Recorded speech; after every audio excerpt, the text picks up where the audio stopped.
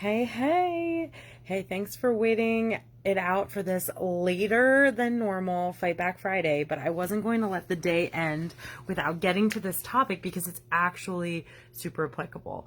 Well, for me right now, but for all of us at some point in time, like if we're being real, and that is, as you saw in the title, tips for tackling your worst days or hardest days or lowest energy days. I want to speak life into you and not burden or negativity over the situation. But I'm also not about toxic positivity life. We all know that we are here because sometimes we struggle day to day with how we feel, not just necessarily physically. I know that's common, but mentally, emotionally, spiritually, we have many, many layers to ourselves and to our health needs and wellness needs. It's not just a physical journey.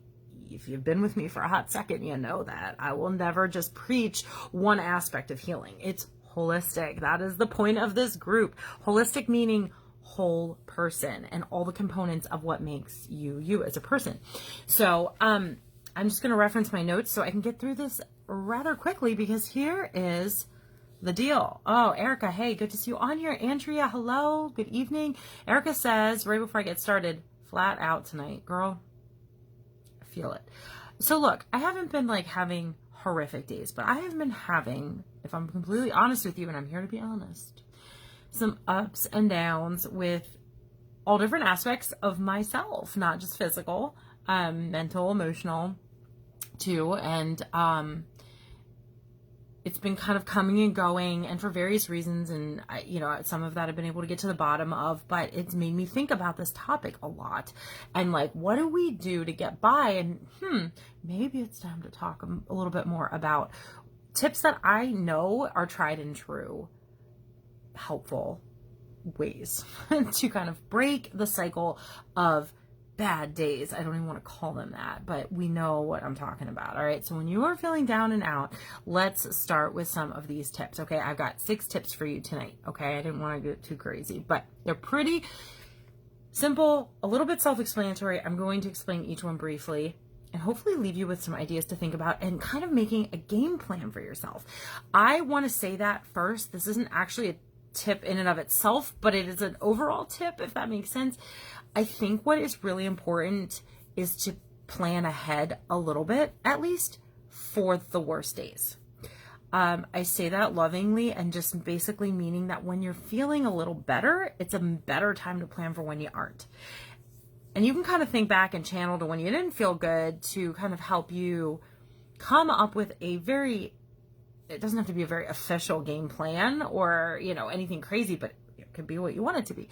So I do think some forethought is helpful. So even if you're having like some good days right now, you're feeling great, actually this might be the perfect time to take this video into consideration and to take these points into consideration. And if you are catching this information on the YouTube, make sure you're liking, subscribing, hitting the notification bell so that you don't miss anything going forward.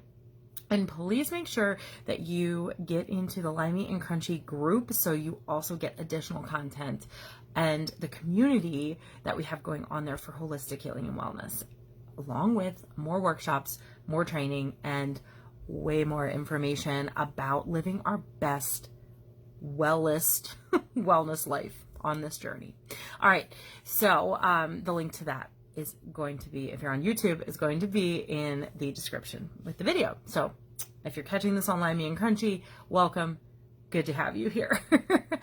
I got to cover all my platforms, people. All right, number one. The number one tip actually is the number one tip. The rest are in no particular order. But the number one tip I can give you is one word. And that word is grace. And I know that means a lot of things to a lot of different people. So here's the summary of what I am referring to when I say that. You have to, I'm telling you what to do. You have to honor yourself. You have to honor your body, your mental state, your physical state, your emotional state, your spiritual state, wherever you're at. You have to honor it. Here's why. If you don't get to a place of allowing it to be what it is in the moment, and a place of honoring yourself, your whole self, then you are limiting your healing, and you're limiting your healing potential, where you can get to, on good days and bad. This has actually I was going to say it has nothing to do with, but that's not true. It's not specifically related to just bad days, but it is most applicable on the hard days, right? Grace applies every day to our lives. If you cannot accept grace for yourself, your worst days will often just get worse, or at least spiral much more easily. And what we want to do is change the trajectory, if possible, or at least change the healing outcome, even if it stays hard or stays bad or stays difficult. It's okay to pivot, adjust, say no, advocate for yourself, do nothing, do extra, do what you think or guess at what you think you need. It's okay to not know what you need moment by moment, on and on and on. There's not a right or a wrong. That's the point of grace. But when in doubt, my definition of grace is essentially summarized by backing way off of expectations and obligations and whatever else is in your path that day or that time frame. It could extend into days. And to ease yourself back into rhythms and obligations and whatever is on your schedule or in your life,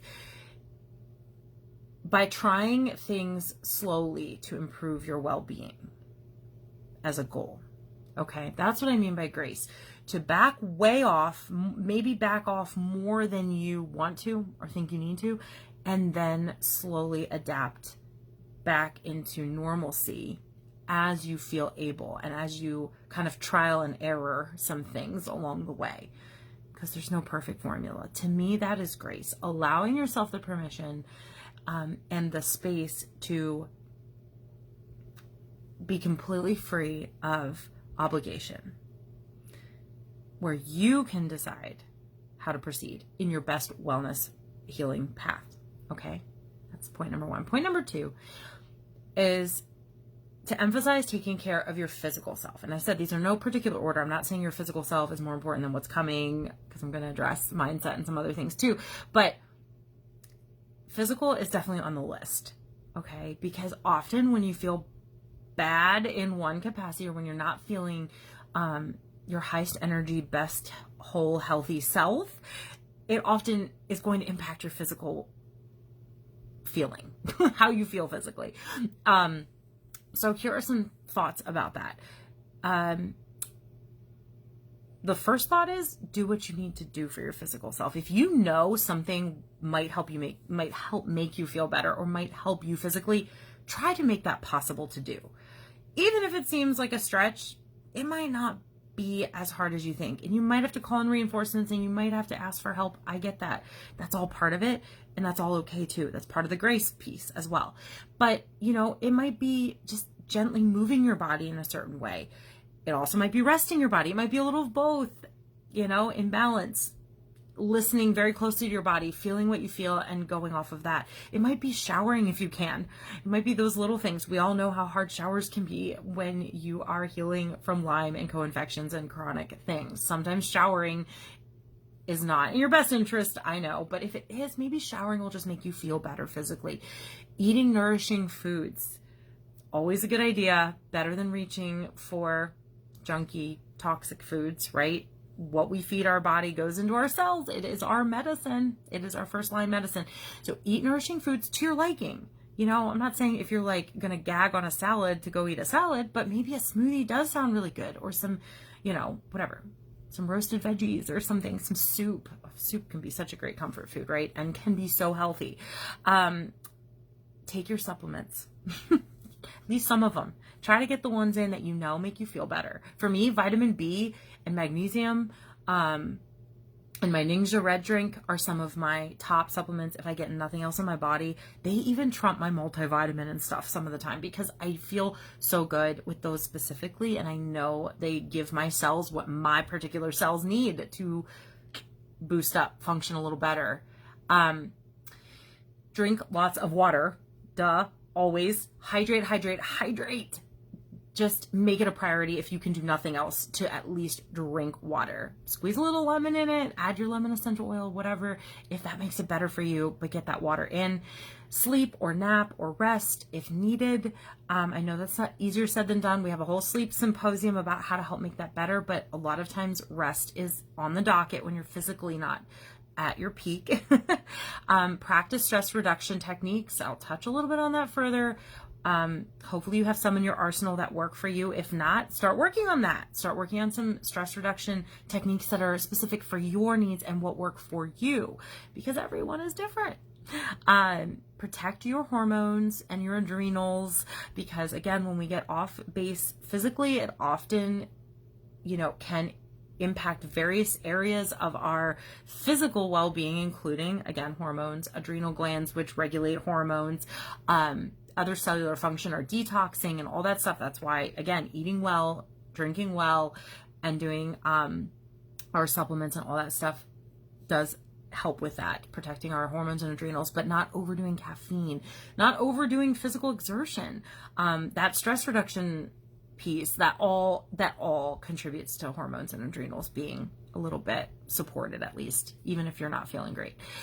Watch out for the toxins in your environment, around you, on you. Just be a little more keen about what is in your environment. Remove what is easy to, what you can easily remove, because you might be feeling rough physically for a number of reasons, including toxic burden or detoxing. For me, that's often the case. When I'm feeling crummy, it's maybe not as much herxing specifically or like a Lyme flare specifically, but a lot of times it can be related to just normal detox cycles, or what I'm tackling in my body to rid oxidative stress things or heavy metal things, that kind of stuff. And even for some people, parasites, mold, all that stuff can manifest as making you feel crummy. So be aware. Other things that could physically be impacting you could be like astrological things, like solar flares, moon cycles, full moons. You've probably heard all these things. You may or may not buy into it, but it definitely impacts physical well-being, and more than that, emotional, mental, all that stuff. So it's worth doing a little research in that area if you feel like it could be impacting you. Weather can impact your physical well-being. Flaring of your, the illnesses you are battling and removing from your life. Fighting other viruses or illnesses you may not even realize you're fighting can wear you down physically. So just be aware of that too. Your immune system might be taking a hit. Overdoing it can catch up with you and make you feel crummy.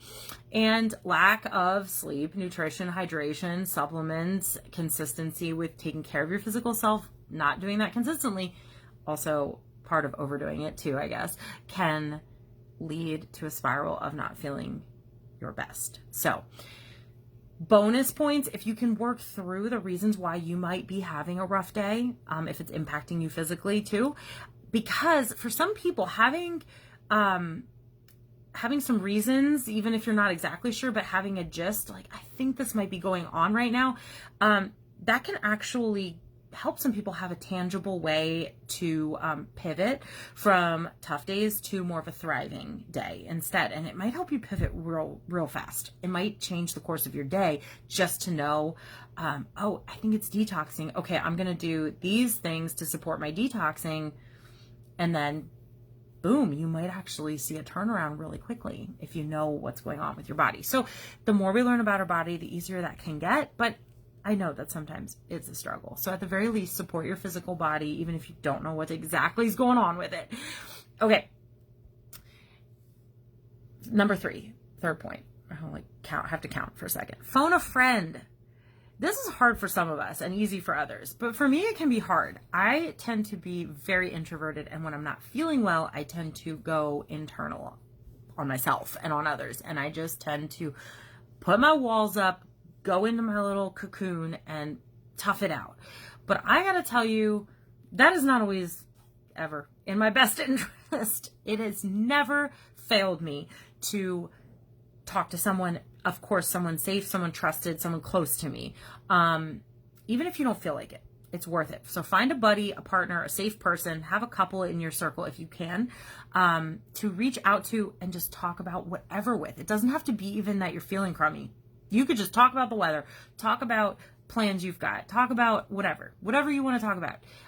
It might actually be a good idea to talk about something other than how you're feeling if it takes your mind off of it and gives you kind of a mental break from feeling bad. But the bottom line is, even 5 minutes of human contact over the phone or however is sometimes the ticket to a better outlook and consequently a better day. So tip number 4, get outside. If you can, watch your excuses, but also be reasonable. If it's blizzarding out, maybe it's not a good idea. You decide. But for the most part, even in rain, sometimes even in certain weather conditions, it can still be possible to get outside even for a very short amount of time. Even a few seconds or a minute can be very impactful to your physical well-being as well as mental and emotional. Grounding and earthing, the concept of skin contact with the earth and nature, is a very powerful tool. So don't underestimate that. If you can get out barefoot or get your skin on nature, on the ground specifically, that is a really, really big impact you can have in a short amount of time being outside. Breathe deeply the fresh air while you're outside. Do some deep breathing. You can totally look up techniques for deep breathing, or just go out and take big deep breaths for a while, like a full minute of it. It's going to be amazing how you're going to feel after you oxygenate those cells with fresh air. Now, if you're in the middle of the city and smog, maybe adjust your plan. But in general, good fresh air is unbeatable, truly. Walk or move your body in nature as well if you can, okay? I get it. Sometimes we're feeling really bad physically, but even if you can just do some light stretching or very light walking or light yoga or something like that outside, that is a really good technique to use out of doors, along with the breathing too while you're at it, right?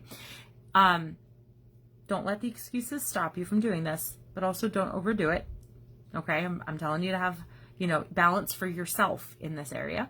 But it is my fourth tip to this little chat. My 5th tip is essential oils. They cannot be underestimated. I'm a big fan, and here is why. They are great for resetting our whole body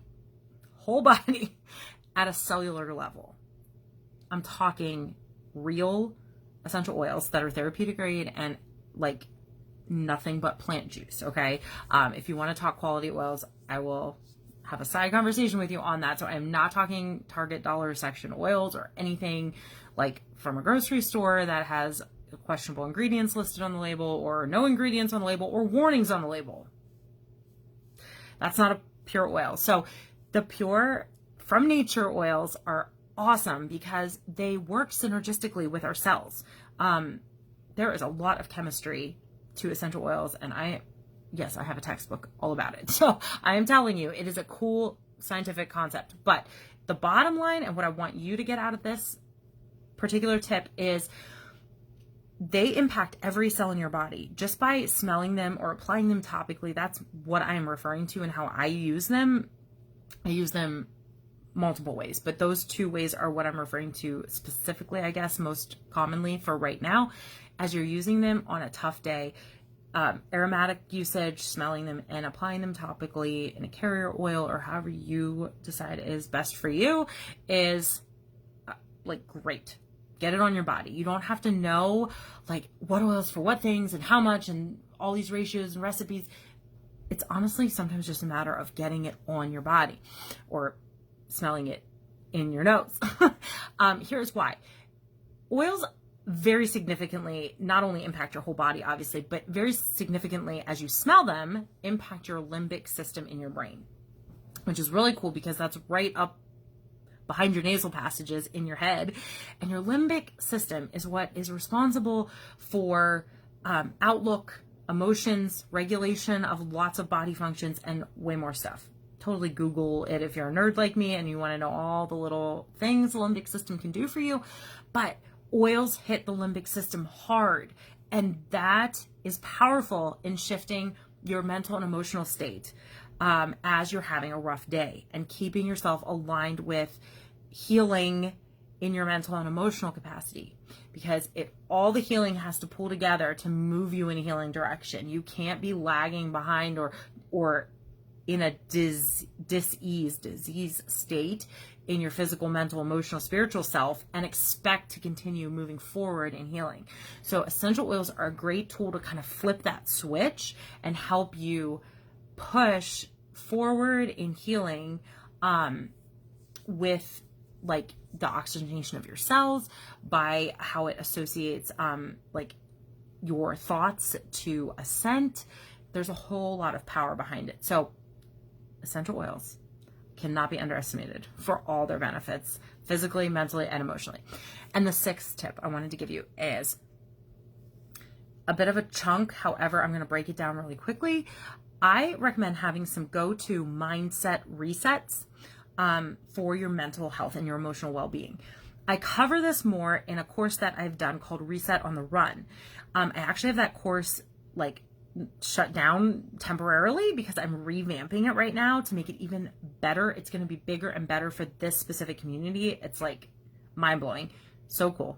No pun intended. Mindset work. That's mind-blowing. But it actually encompasses micro resets that you can implement no matter when or where you need them for your body, mind, and spirit to get kind of back on track for healing when you're like starting to spiral or move off the path to healing. So pulling from that, I wanted to share with you this thought. Sometimes having some tools for mindset work all ready to go before you need them is really powerful. Like I was saying in the beginning of this chat, this is where it really comes into play big time.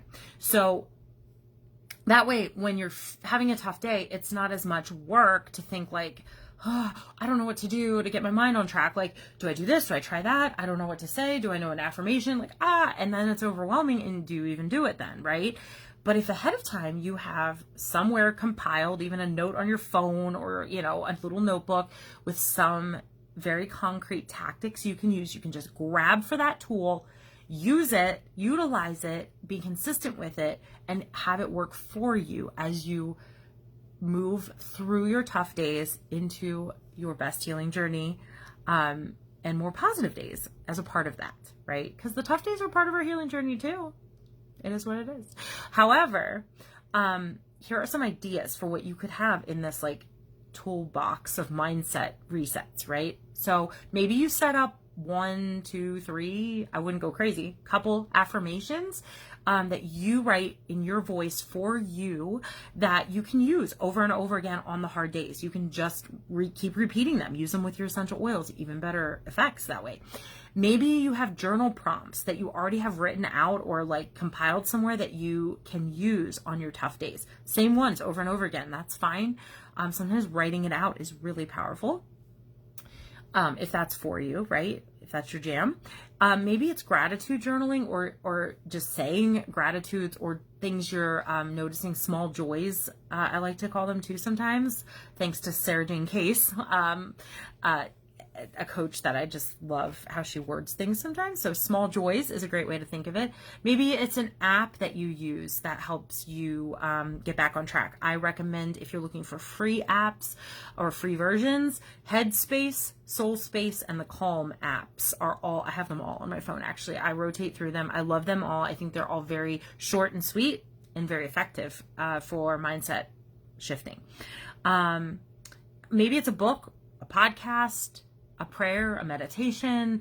Maybe it's a combo of some of these things. Maybe you love all these ideas and so you have a little bit from each category. I don't know. Maybe it's something I didn't even mention, and that's cool too. Whatever you like or whatever you think is worthy of being in your healing toolbox, put it in now or put it on your good days. Put it in, you know, it can be an evergreen revolving document, living document that, or I say document, it can be any form you want it in. But it can be something that grows with you that you add to and use for your whole life and journey to your best healing whole self.